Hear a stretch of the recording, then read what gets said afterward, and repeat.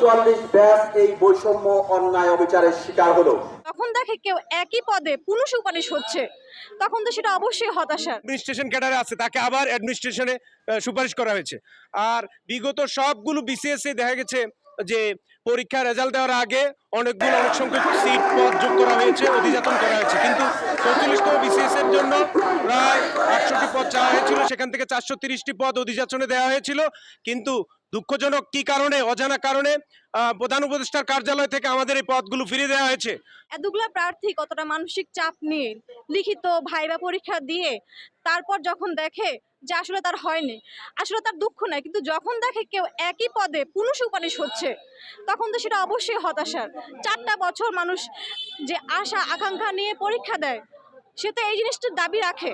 আমাদের সাথে এই যে 44 বিশেষ ব্যাচের সাথে যে অন্যায়টি করা হয়েছে, সেই অন্যায়টি যদি আপনারা রুখে না দেন, তাহলে পরবর্তী সকল ক্ষেত্রে এরকম অন্যায় আপনারা দেখতে পাবেন। বিশেষ করে 45, 46 সহ পরবর্তী যে সকল বিসিএস আছে, তারা যে এই অন্যায় শিকার হবেন তা পিএইচসির উপযুক্ত কর্তৃপক্ষ আমাদেরকে জানিয়ে দিয়েছেন, বলেছেন এখন থেকে সকল বিসিএস এটাই হবে।